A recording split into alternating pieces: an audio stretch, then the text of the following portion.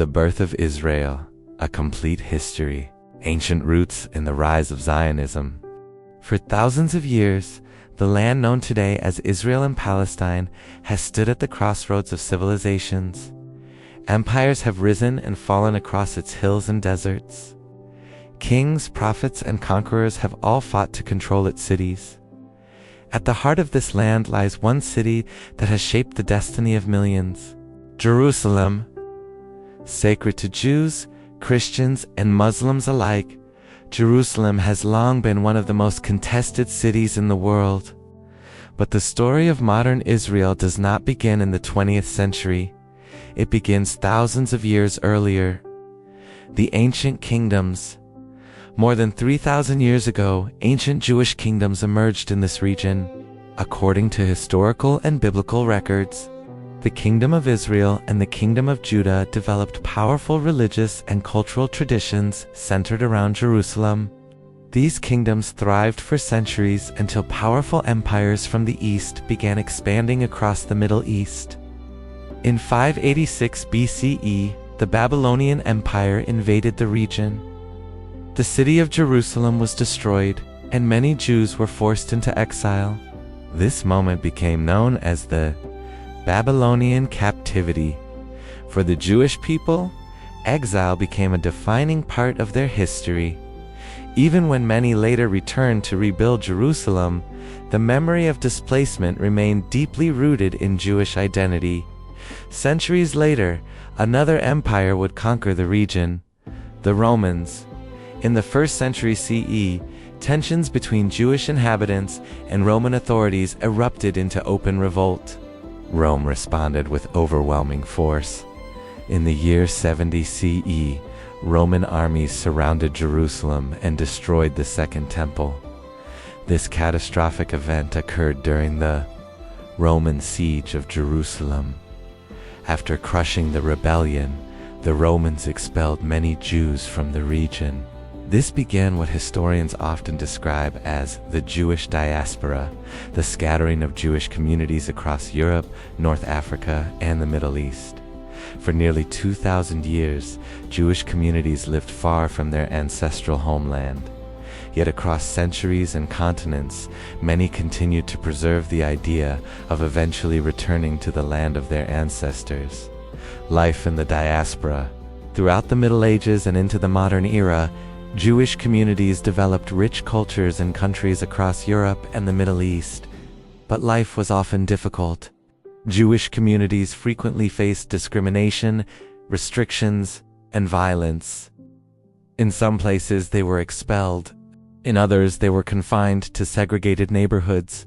By the 19th century, Europe was undergoing massive political and social change. Industrialization, nationalism, and new political ideologies were transforming the continent.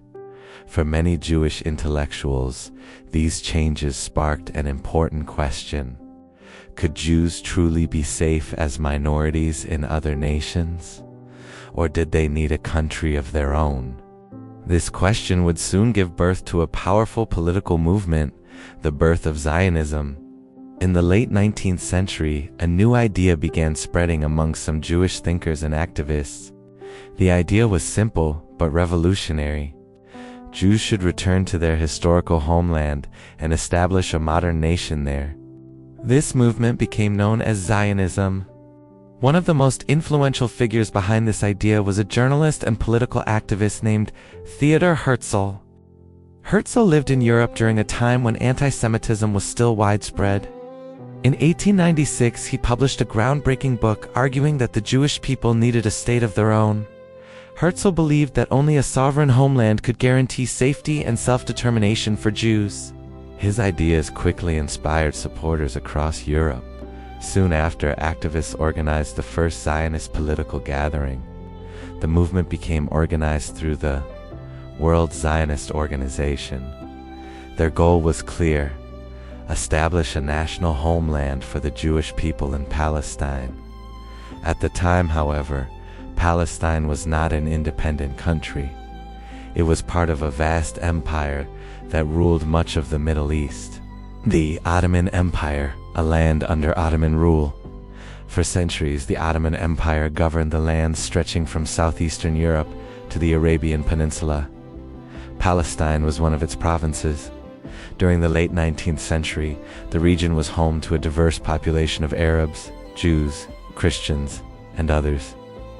Small Jewish communities had always existed in cities like Jerusalem and Safed. But Zionism encouraged a new wave of immigration.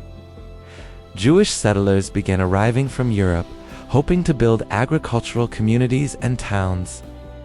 These early immigrants established farms, villages, and cultural institutions. At first, their numbers were relatively small, but over time, the movement slowly grew. Land purchases and new settlements began reshaping parts of the region. For some local Arab communities, this growing immigration created tension and uncertainty about the future. Yet, in the early years, the full political consequences were still unclear. What no one knew yet was that a massive global conflict was about to change the fate of the Middle East forever. A war that would destroy empires and redraw the map of the world. The war that would eventually open the door to the creation of Israel. It was called World War I, and when it began in 1914, the future of the Ottoman Empire in the land of Palestine would never be the same. The Ottoman Empire and early Jewish immigration. At the dawn of the 20th century, the land known as Palestine remained part of a vast and aging empire. For centuries, this territory had been governed by the powerful Ottoman Empire, stretching across the Middle East, North Africa, and southeastern Europe. The Ottoman state had ruled these lands since the early 16th century. Under Ottoman administration, Palestine was not a separate country. Instead, it was divided into several administrative districts connected to larger provinces such as Syria.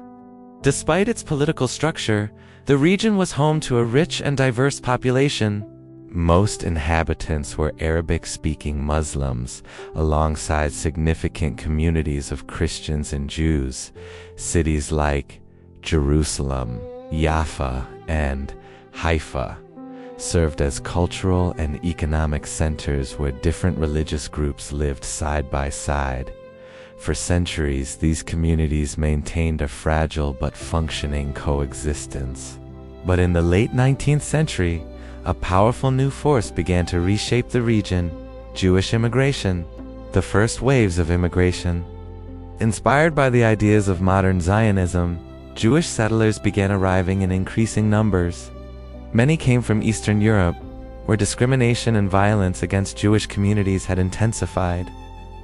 These early waves of immigration became known as the Aliyat, meaning ascents in Hebrew. The first major wave began in the 1880s.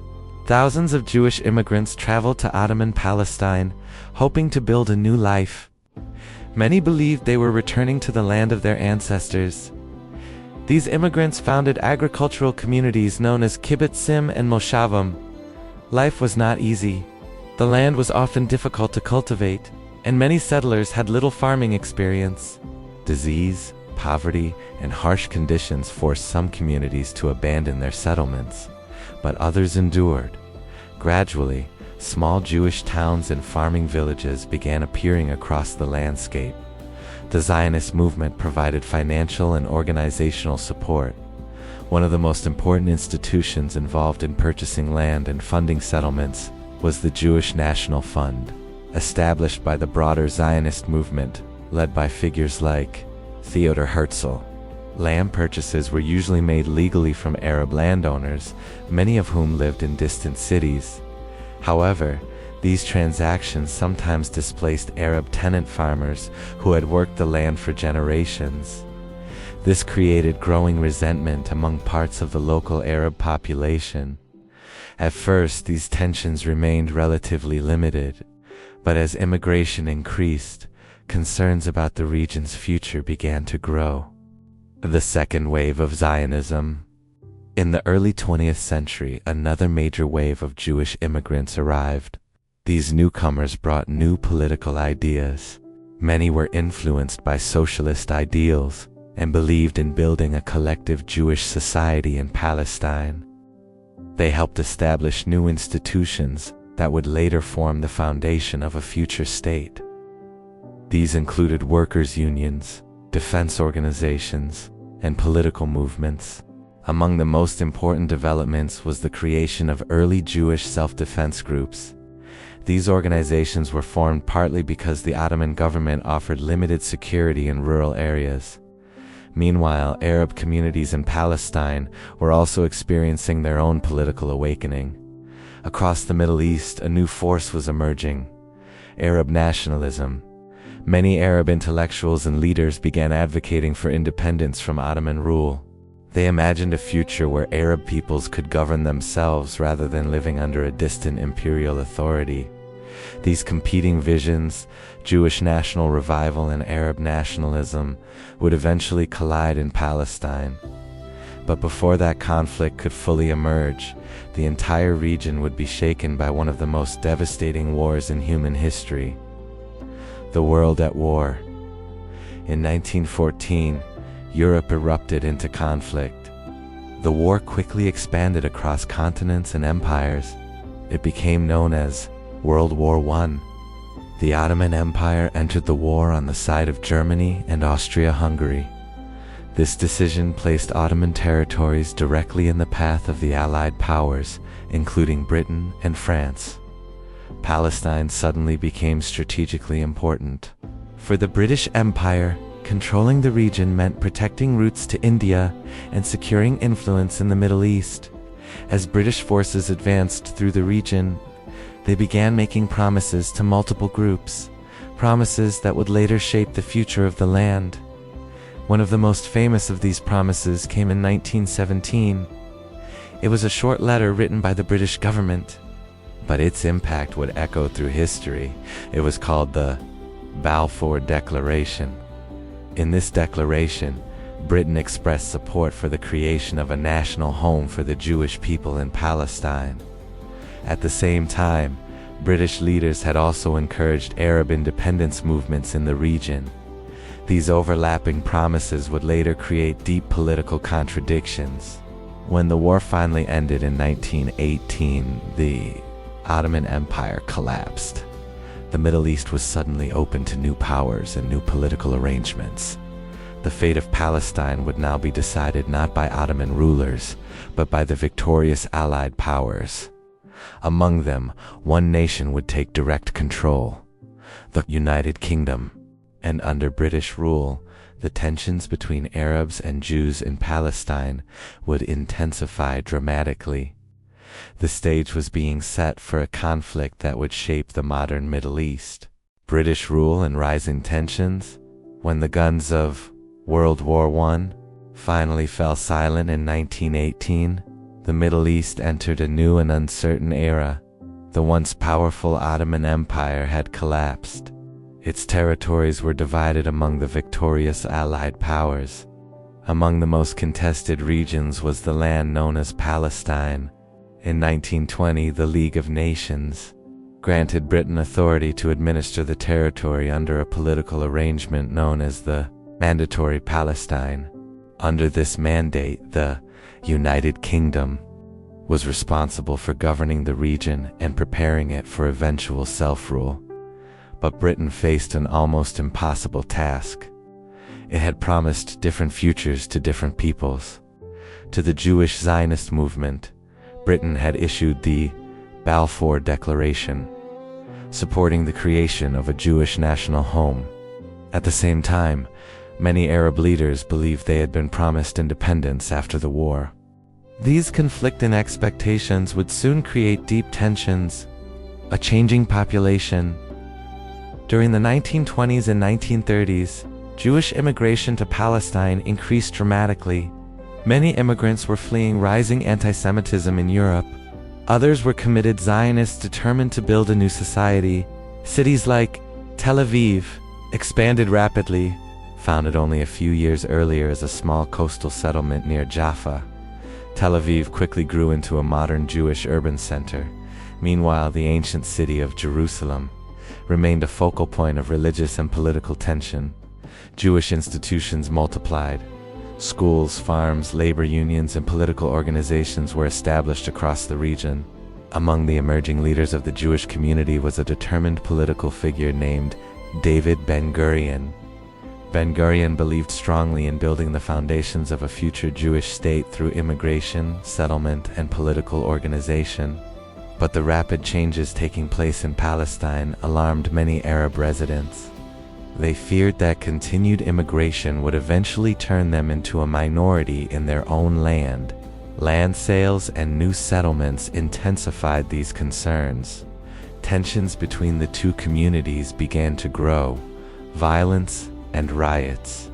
By the early 1920s, political disagreements had already begun turning violent.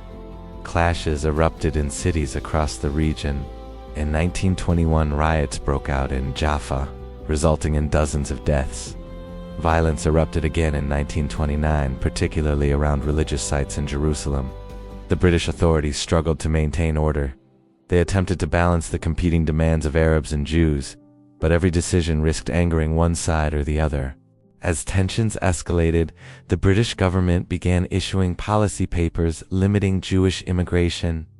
But the situation would soon become even more explosive, because in Europe, a dangerous political movement was rising, a movement that would soon unleash one of the darkest chapters in human history: the rise of Nazi Germany. In 1933, a radical political leader came to power in Germany. His name was Adolf Hitler. Under Hitler's regime, anti-Semitic policies intensified rapidly. Jewish citizens were stripped of rights, businesses were confiscated, and violence became widespread. As persecution increased, thousands of Jews began fleeing Europe. Many of them looked toward Palestine as a possible refuge. This new wave of immigration dramatically increased the Jewish population in the territory.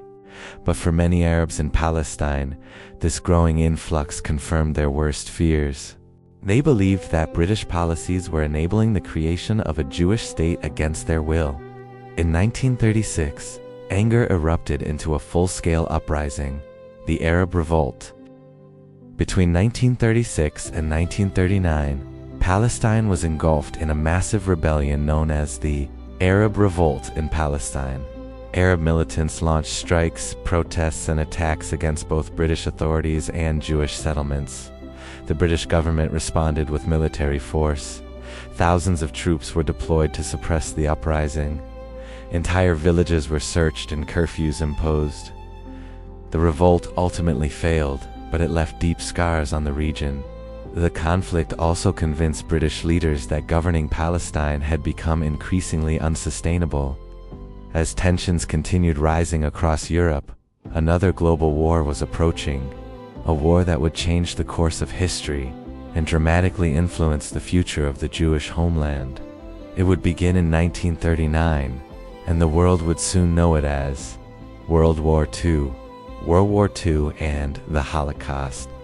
In September 1939, Europe plunged once again into catastrophic war.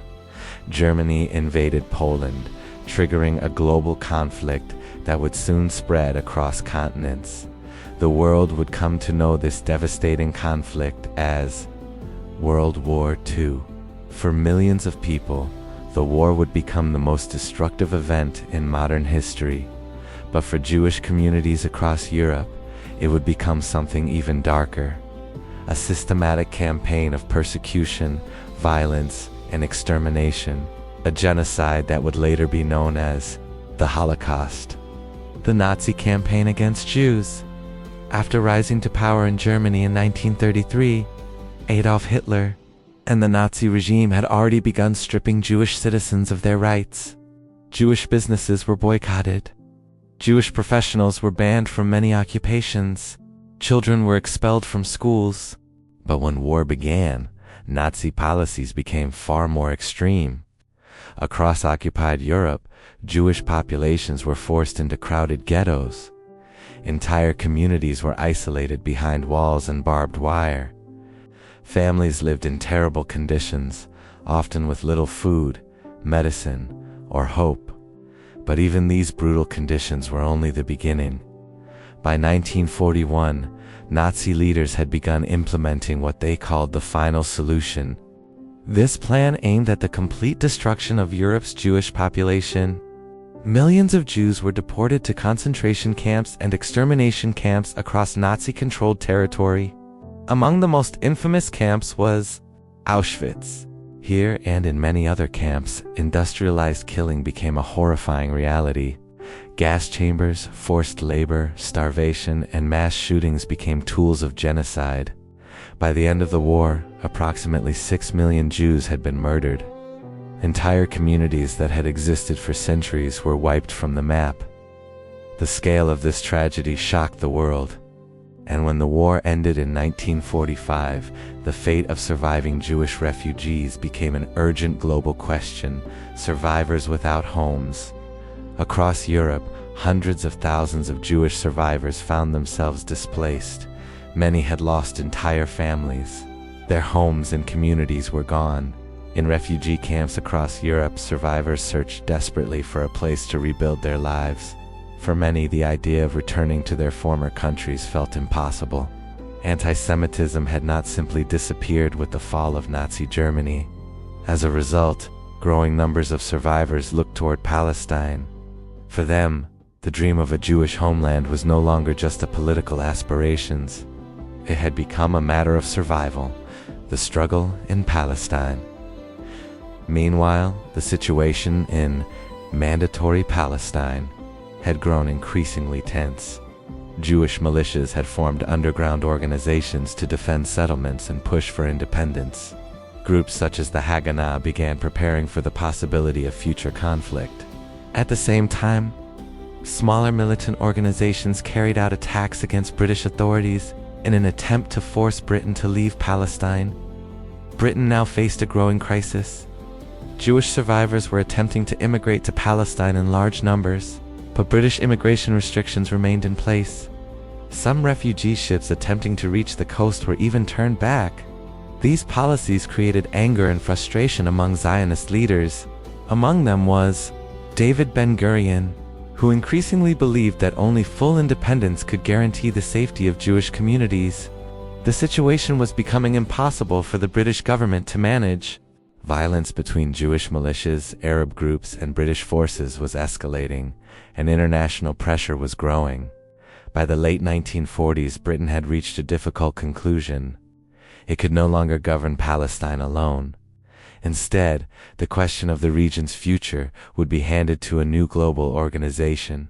An organization created after the devastation of World War II, the United Nations. And the decision they would make in 1947 would change the Middle East forever. The partition plan and the road to war.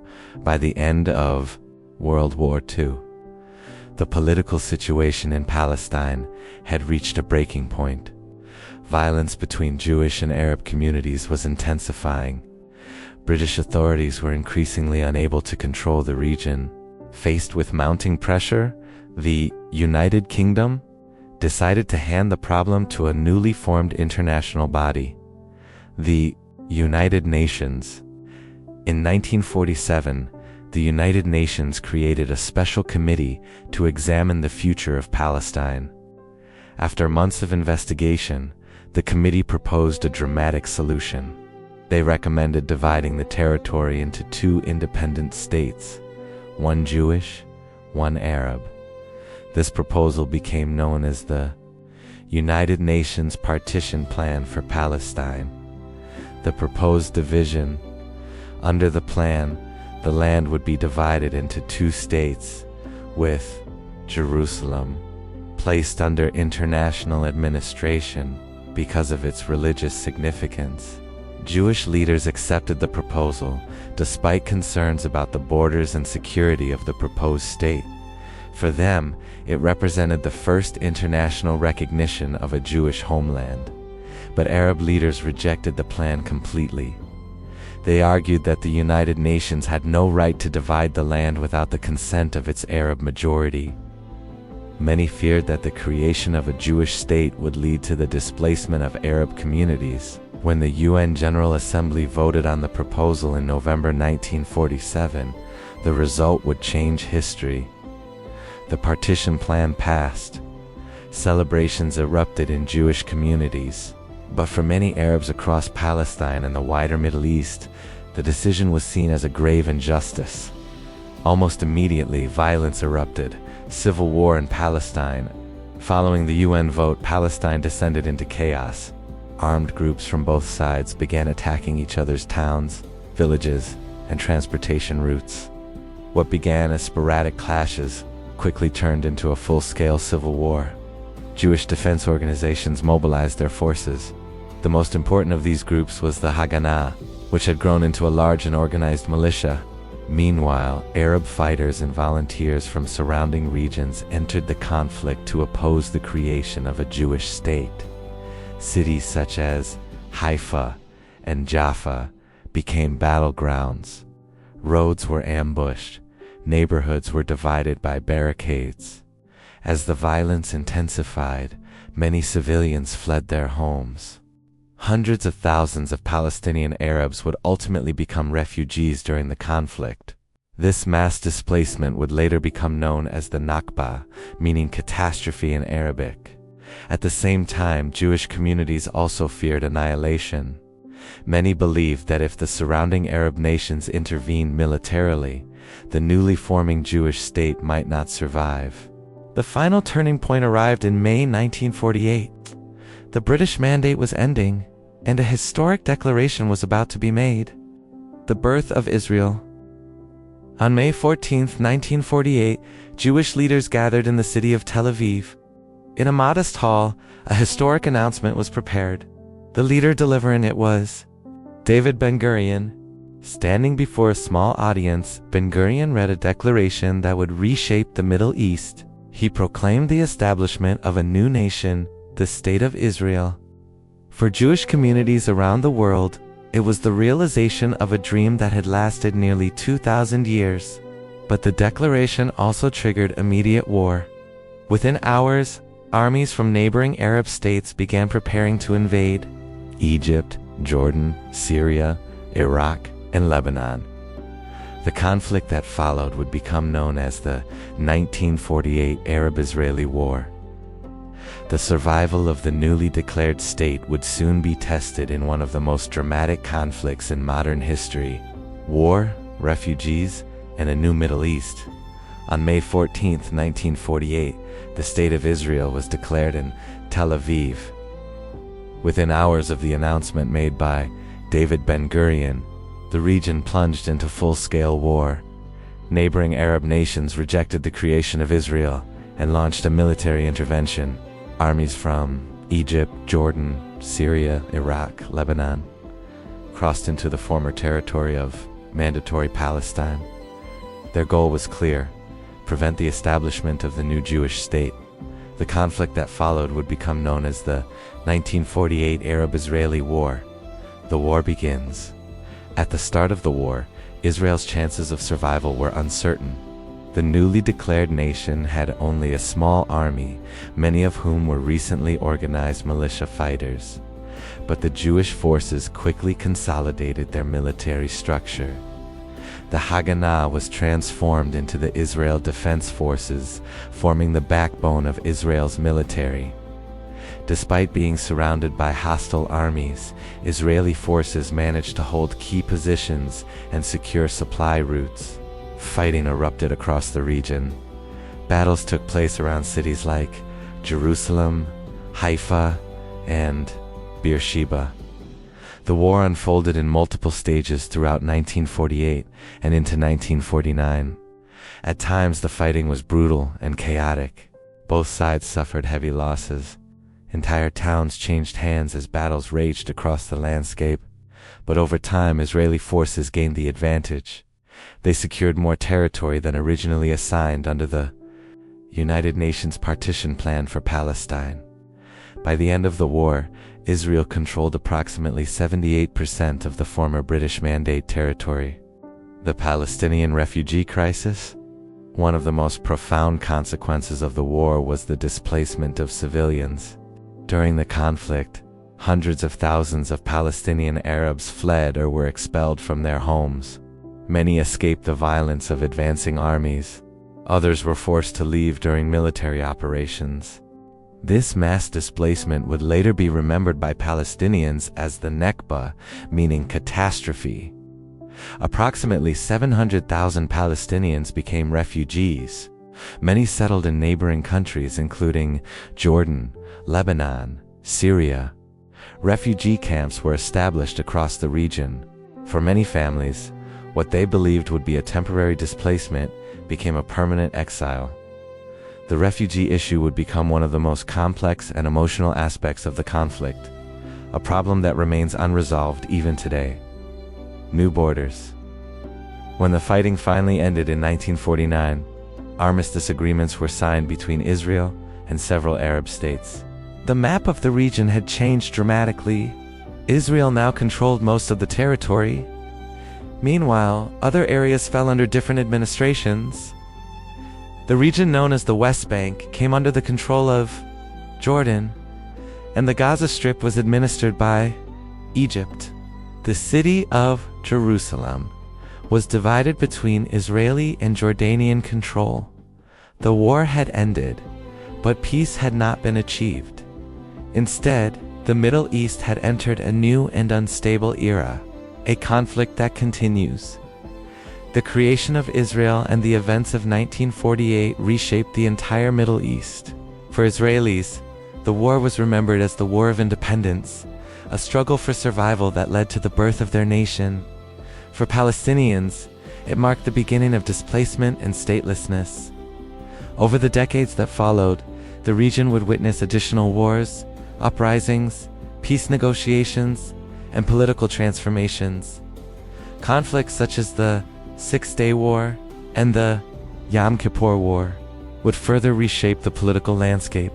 Yet despite the many attempts at diplomacy, the central questions surrounding land, sovereignty, and national identity remain deeply contested.